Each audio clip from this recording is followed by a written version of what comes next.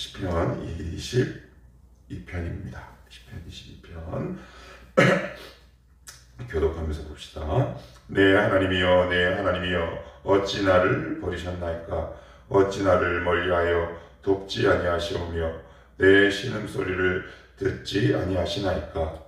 내 하나님이여 내가 낮에도 부르짖고 밤에도 잠잠하지 아니하오나 응답하지 아니하시나이다. 이스라엘의 찬송 중에 계시는 주여 주는 거룩하시니이다. 우리 조상들이 주께 의뢰하였으므로 그들을 건지셨나이다. 그들이 주께 부르짖어 구원을 얻고 주께 의뢰하여 수치를 당하지 아니하였나이다. 나는 벌레요 사람이 아니라 사람의 비방거리요 백성의 조롱거리니이다. 나를 보는 자는 다 나를 비웃으며 입술을 비축거리고 머리를 흔들며 말하되 그가 여호와께 의탁하니 구원하실 걸 그를 기뻐하시니 건지실 걸 하나이다. 오직 주께서 나를 모태에서 나오게 하시고 내 어머니의 젖을 먹을 때 의지하게 하셨나이다. 내가 날 때부터 주께 맡긴 바 되었고 모태에서 나올 때부터 주는 나의 하나님이 되셨나이다. 나를 멀리하지 마옵소서. 환난이 가까우나 도울 자 없나이다. 많은 홍수가 나를 에워싸며 바산의 힘센 소들이 나를 둘러쌌으며 내게 그 입을 벌림이 찢으며 부르짖는 사자 같으니이다. 나는 물같이 쏟아졌으며 내 모든 뼈는 너그러졌으며 내 마음은 밀랍 같아서 내 속에서 녹았으며 내 힘이 말라 질긋 조각 같고 내 혀가 입천장에 붙었나이다. 주께서 또 나를 죽음의 진토 속에 두셨나이다. 개들이 나를 에워쌌으며 악한 무리가 나를 불러 내 수족을 찔렀나이다. 내가 내 모든 뼈를 셀 수 있나이다. 그들이 나를 주목하여 보고 내 겉옷을 나누며 속옷을 제비 뽑나이다. 여호와여 멀리하지 마옵소서. 나의 힘이시여 속히 나를 도우소서. 내 생명을 칼에서 건지시며 내 유일한 것을 개의 세르르게 구하소서. 나를 사자의 입에서 구하소서. 주께서 내게 응답하시고 들소의 뿔에서 구원하셨나이다. 내가 주의 이름을 형제에게 선포하고 회중 가운데에서 주를 찬송하리이다. 여호와를 두려워하는 너희여 그를 찬송할지어다. 야곱의 모든 자손이여 그에게 영광을 돌릴지어다. 너희 이스라엘 모든 자손이여 그를 경외할지어다. 그는 공고한 자의 공고를 멸시하거나 싫어하지 아니하시며 그의 얼굴을 그에게 숨기지도 아니하시고 그가 울부짖을 때 들으셨도다. 큰 회중 가운데에서 나의 찬송은 주께로부터 오는 곳이니 주를 경외하는 자 앞에서 나의 소원을 갚으리이다. 겸손한 자는 먹고 배부를 것이며 여호와를 찾는 자는 그를 찬송할 것이라. 너의 마음은 영원히 살지어다. 땅의 모든 끝이 여호와를 기억하고 돌아오며 모든 나라의 모든 족속이 주의 앞에 예배하리니 나라는 여호와의 것이요 여호와는 모든 나라의 주제시니라. 세상의 모든 풍성한 자가 먹고 경배할 것이요 진토 속으로 내려가는 자 곧 자기 영혼을 살리지 못할 자도 다 그 앞에 절하리로다. 후손이 그를 섬길 것이요 대대의 주를 전할 것이며 같이요. 와서 그의 공의를 태어날 백성에게 전하며 주께서 이를 행하셨다 할 것이로다. 아멘. 시편은 복에 관한 책이다. 시편에서 말하는 복은 하나님께 피하는 거다. 어떻게 피하는 것인가 우리가 계속 살펴봤고, 근데 피할 때 고민이 있습니다. 응답하지 않으실 때 이제 우리가 되게 힘들다라는 것이죠. 하나님의 부재가 느껴질 때 기도하고 또 기도하고 또 기도하는데 하나님이 꼭 외면하신 것만 같은 그런 어떤 정서적이고 그리고 정신적인 어떤 불안과 두려움이 우리에게 몰려올 때 과연 이게 맞나 싶기도 합니다. 주께 피하는 자가 복이 있다고 했는데 저 주님께 피했습니다.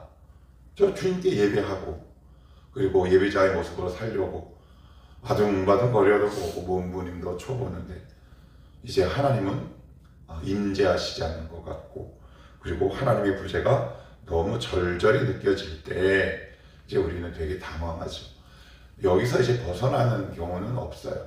성도라면 이게 이제 믿음의 길을 걸어가다 보면 반드시 사람마다 조금씩 차이는 있겠지만 하여튼 뭐 한 번을 겪던 두 번을 겪던 이 과정을 꼭 겪게 마련인데, 오늘 우리가 읽은 이 시를 보면 어제의 내용과 너무나 판이하게 다른 내용입니다.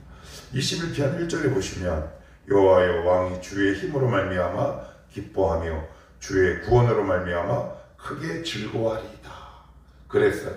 그런데 오늘은 1절에 21편 1절에 내 하나님이여 내 하나님이여 어찌 나를 버리셨나이까 이렇게 되어 있습니다. 이게 참 이게 우리 인간입니다.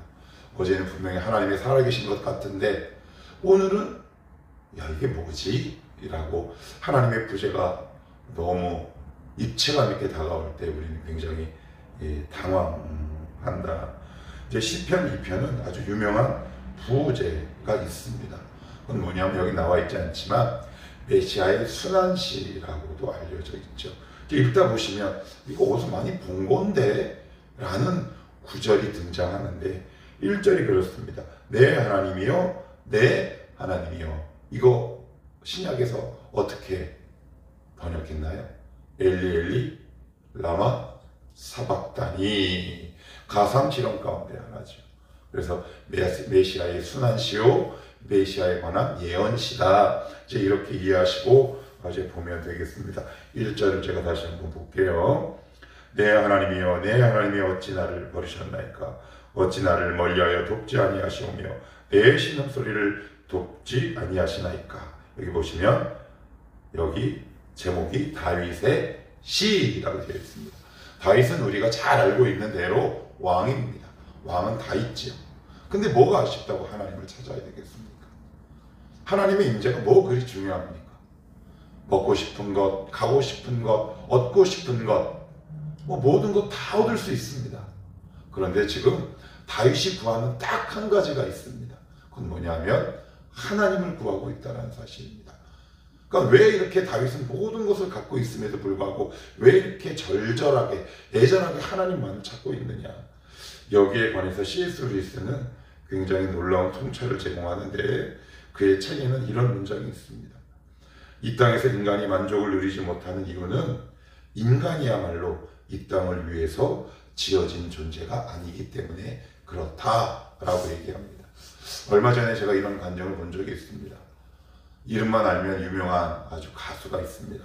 가창력이 좋은 가수인데 그 가수가 한 방송에 나와서 짧게 자신의 신앙 스토리를 얘기하는 것을 본 적이 있습니다. 거기서 이런 이야기를 합니다. 하나님을 떠나면 편할 줄 알았대요. 사실 편한 것도 있었답니다. 오히려 교회 안 나가고 신앙생활 안 하는 것이 굉장히 자유스럽고 편한 것 같다. 그런데 시간이 지나고 사람들의 인정을 받고 그리고 물질과 재물을 얻는데 뭔가 뻥 뚫린 것 같은 공허함이 한켠에 깊이 자리 잡고 있었다. 그런 이야기를 하면서 마지막에 이 이야기를 덧붙이더라고요. 내가 가장 중요한 뭔가를 놓치고 있지 않나? 뭔가 허전하고 뭔가 채워지지 않는 갈급함이 있었다. 그래서 다시 교회 안으로 돌아왔다라는 그 방송을 제가 영상으로 본 기억이 있습니다. 그러니까 인간은 당장 눈에 보이는 것만 갖고 만족할 수 있지요. 그런데 어느 한 정점에 가면 인간은 태어난 그 태생적인 한계가 하나님 아니면 채워지지 않는 부분이 반드시 있거든요. 근데 특별히 성도는 성령 하나님이 그 안에 계시기에 이게 마지막에 가면 곤고함이 몰려옵니다. 이거는 아닌데. 이거는 아닌데. 이거 뭔가 잘못 가고 있는 것 같은데. 라는 영적인 빈곤함과 공고함이 있다. 그러니까 지금 다윗은 다 가지고 있음에도 불구하고 하나님을 애타게 찾고 있다. 2절에도 보시면 내 하나님이여 내가 낮에 도라고 얘기합니다. 낮에 도입니다. 이게 무슨 얘기일까요? 아침과 저녁에도 부르짖었다는 거예요. 그러니까 한 번, 두 번 부르짖고 말았다는 게 아니에요. 계속 주님을 찾았다는 얘기죠. 근데 우리는 어떻게 해요? 우리가 정해놓은 일정 기간 딱 이제 기도하거나 예를 들면 그래 40일 작정. 근데 그 기도 내가 정해놓은 기간 안에 하나님의 부재가 느껴지거나 아니면 응답이 되지 않을 때 기도에 큰 낙심이 일어나 그 자리를 벗어나는 경우가 굉장히 많다. 그런데 오늘 다윗은 뭐라고요? 내 하나님이여 내가 낮에도, 이건 단순히 아침, 저녁에 라는 의미가 아니라 반복해서 하나님을 찾고 있었다는 얘기죠. 그만큼 지금 다윗은 하나님의 임재가 절실히 그리운 존재라는 겁니다. 반복해서 하나님을 찾고 있어요. 자, 그러면서 3절부터도 분위기가 또 완전히 바뀝니다. 이스라엘의 찬송 중에 계시는 주여 주는 거룩하심이이다. 우리 조상들이 주께 의뢰하고 의뢰하였으므로 그들을 건지셨나이다. 5절 그들이 주께 부르짖어 구원을 얻고 주께 의뢰하여 수치를 당하지 아니하였나이다. 근데 또 6절에 보시면 나는 벌레요. 뭐가 맞는 거예요 이게? 왜 이래요 지금 다윗이? 이게 꼭 정신과적으로 보면 좋을 줄 같아요. 아침에는 막 이랬다가 저녁에는, 여러분 이런 경험 없으십니까? 너무 좋았다가 아니면 확 낙심됐다가. 그게 우리죠.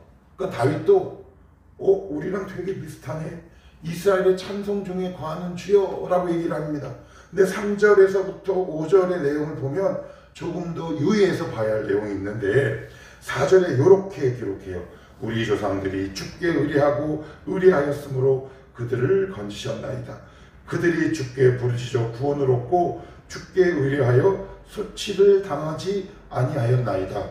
과거에 자신들의 조상에게 역사하신 하나님에 대한 기억을 다시 지금 현재로 소환하고 있어요. 이게 뭐예요? 옛날에 역사하셨다는 하나님. 지금 하나님의 임재가 경험되지 않으니까 지금 다윗이 어디까지 소환하냐 하면 과거에 조상들에게 역사하셨던 하나님에 대한 흐릿한 기억을 다시 한번 이렇게 꽉 붙들고 있는 거죠.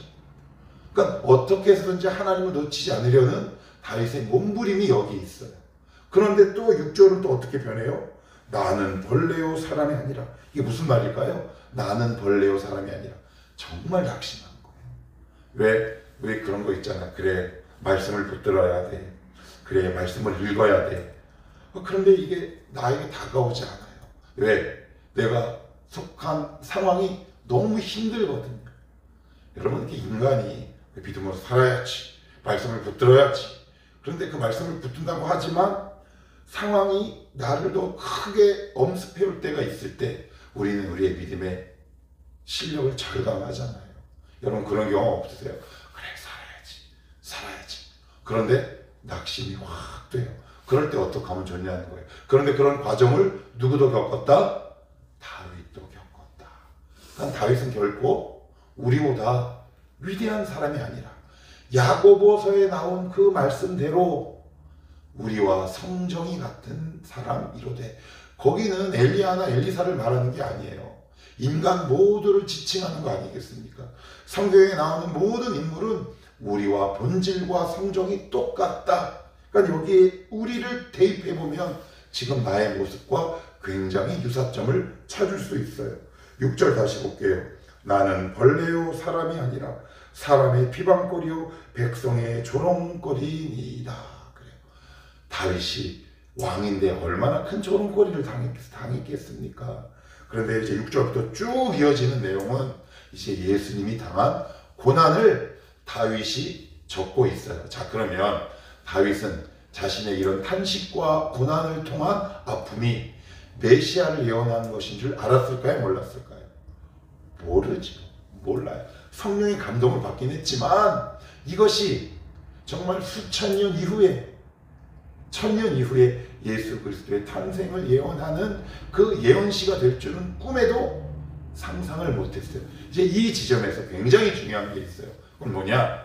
하나님은 다윗의 탄식과 고난과 그 몸부림을 통해 예수 그리스도의 탄생과 그의 사역을 알리는 예언, 그 성경으로 다윗의 고난을 사용했듯이 지금 내가 하나님 앞에서 몸부림치는 고난과 고통은 훗날 내 신앙의 거룩한 재료로 쓰임을 받는다라는 사실입니다.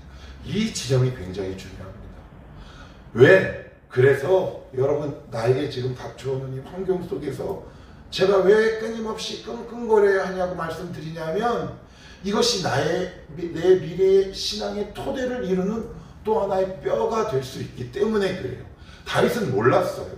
그러니까 우리는 지금 내가 아프고 하나님 앞에 때로는 원망도 하고 하나님 앞에 삐치고 뭐 이런 어떤 모든 신앙의 이 진통들이 이게 이제 나에게 꼭 유익이 되지 않을 것만 같은 거죠.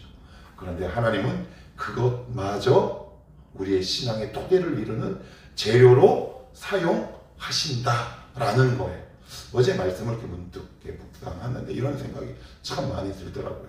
아, 내가 과거에 물론 이제 쓸데없이 죄를 지어서 지은 고난도 있겠지만 하나님 앞에서 했던 그 모든 몸부림들이 지금의 나를 이루는 건강한 믿음의 소재와 재료가 되었겠구나 라는 생각입니다. 그러니까 지금 만약 하나님의 임재가 느껴지고 그리고 하나님의 부재 때문에 하나님의 응답하지 않으심 때문에 내가 너무 지금 힘든 상황에 있다면 여러분들 그것이 반드시 나의 믿음의 건강한 토대를 이루는 재료로 하나님이 반드시 사용하신다라는 사실이에요. 자, 그래서 여기 6절에 보시면 쭉 넘어가서 6절, 7절 나를 보는 자는 다 나를 비웃으며 입술을 삐죽거리고 머리를 흔들며 말하되 8절 그가 의탁하니 구원하실 걸 그를 기뻐하시니 건지실 걸 하나이다. 지나가는 자들, 행인들, 대제사장과 서기관들이 십자가에 달리신 예수 그리스도를 향해 뭐라 그래요? 아이고 저도 구원하지 못하면서 누구를 구원해? 너 한번 내려와봐 라고 조롱하잖아요. 다윗은 이 사실을 몰랐다니까요. 자기가 내뱉은 말이 자기가 고난 중에 외친 기도가 나중에 성경이 될 것도 몰랐고 더군다나 메시아에 관한 예언이 될 줄은 전혀 몰랐다. 그래서 여러분 그리스도 예수 안에서 성도가 몸부림치는 모든 것들은 쓸모없는 것이 단 하나도 없다. 이것이 우리에게 얼마나 큰 위로가 되는지 몰라요. 그리스도 안에서 끙끙거림이 결코 우리에게 헛되지 않다라는 사실입니다. 이것이 나중에 모여서 성경을 이루었던 우리의 몸부림과 우리의 하나님 앞에서 일어났던 끙끙거림이 반드시 우리에게 아름다운 믿음의 결과물로 돌아온다라고 성경은 말하고 있어요. 자, 그러면서 이제 이렇게까지 쭉 진행합니다. 그래서 6절부터 21절까지는 그리스도의 고난에 관해서 이야기를 해요. 14절을 같이 한번 읽어볼까요? 시작. 나는 물같이 쏟아졌으며 내 모든 뼈는 어그러졌으며 내 마음은 밀랍 같아서 내 속에서 녹았으며 16절 개들이 나를 에워쌌으며 악한 무리가 나를 둘러 내 수족을 찔렀나이다. 18절 시작. 내 겉옷을 나누며 속옷을 제비 뽑나이다. 그죠? 속옷 제비 뽑지요. 로마 군인들이 고스란히 이루어지는 거죠. 그런데 우리가 갖고 있는 희망이 뭔가요? 고난이 끝인가요? 아니에요. 고난이 끝이 아니라는 거예요. 성도는. 그러니까 우리가 왜 힘드냐 하면 고난에 매몰되고 고난에 집중하기 때문에 그래요. 그래서 제가 20편 1절 한번 볼게요. 20편 1절. 20편 1절입니다. 우리 다시 한번 읽어봅시다. 20편 1절 시작. 환난 날에 여호와께서 내게 응답하시고 야곱의 하나님의 이름이 너를 높이 드시며. 무슨 날에? 환난 날에. 어떻게? 우리를 높이 드시며. 그래서 제가 이렇게 말씀을 드렸어요. 높이 드신다라는 건 그 문제로부터 우리를 공중 높은 곳으로 쭉 끌어올리신다고요. 그래서 저기 산 봉우리 꼭대기에서 문제를 바라보면 요만하게 보여요. 왜 다윗이 골리앗을 이겼을까요? 하나님이 다윗을 높은 곳으로 끌어올리셨기에 골리앗이 너무 작게 보였거든요. 사실 문제의 크기가 아니라 문제를 바라보는 우리의 시선의 크기거든요. 그러니까 우리가 왜 이것이 고난이다라고 생각되냐면 나보다 훨씬 더 크다고 여겨지기 때문에 그래요. 이것까지 우리가 이제 보시는 거죠. 아, 하나님이 우리를 높이 드시는구나. 다윗이 골리앗을 어떻게 이겼다고요? 작게 보였기 때문에. 점처럼. 그래서 우리가 고난 가운데 있다면 이렇게 기도하면 좋을 것 같아요. 하나님, 그 고난을 실물 크기 그대로 보는 것이 아니라 하나님 저를 높은 곳으로 끌어올려 주시옵소서. 그것이 나에게 크게 보이지 않게 하옵소서. 그래서 22편 후반절에는 이렇게 시작됩니다. 22절 내가 주의 이름을 형제에게 선포하고 회중 가운데에서 주를 또 바뀌죠. 분위기가 또 바뀌어요. 그러니까 다윗이 지금 왔다 갔다 왔다 갔다 왔다 갔다 우리랑 너무 똑같죠. 자, 이거 다 시간 관계상 볼 수 없으니까 어디를 보시냐면 30절입니다. 30절 시작. 후손이 그를 섬길 것이요 대대의 주를 전할 것이며. 그래요. 후손이 그를, 여기서 그는 누구를 의미할까요? 예수님을 의미합니다. 그를 섬기게 될 것이다 라고 얘기해요. 그리스도의 고난은 결코 고난으로 끝나지 않을 것이다. 반드시 후손이 그 예수 그리스도를 섬기는 영광의 자리로 나아가게 될 것이다 라고 말씀하고 있어요. 생각해 봅시다. 고난도 상속받았다면 우리도 그 고난을 똑같이 상속받고, 우리 주님이 영광의 자리에 올라가셨다면 성도도 역시 마찬가지로 영광의 자리로 나아간다. 그러니까 시편은 늘 이렇게 시작해요. 괴로움, 고통, 때로는 몸부림, 이렇게 시작하지만 그 끙끙거림을 통해 나중에 무엇으로 돌아가느냐? 다시 찬성으로 돌아가고 하나님의 일하심을 보는 그 모습으로 돌아가게 되는 거죠. 자, 우리 31절 읽고 마칩시다. 시작. 와서 그의 공의를 태어날 백성에게 전하며 주께서 이를 행하셨다 할 것이로다. 그리스도의 사역과 열매까지 다윗이 이미 1000년 전에 예언을 하게 됩니다. 무엇으로부터 출발했습니까? 하나님의 부재. 무엇으로부터 출발합니까? 하나님의 거절과 응답이 없는 것처럼 느껴지는 내 삶의 고난. 그러나 마무리는 주님의 역사와 사역의 열매를 드러내는 것으로 오늘 시편 22편은 마감합니다. 우리는 늘 고난 가운데 시작할 수 있습니다. 그러나 그것을 되치게 하시고 역전시키셔서 결국 우리를 승리자로 이끄시는 그 하나님을 바라보며 오늘도 하나님 앞에, 하나님 이 고난이 나에게 점처럼 보이게 하셔서 극복하고 이기게 하옵소서, 이렇게 기도하는 우리 성도들이 되시기를 축복합니다. 기도하겠습니다.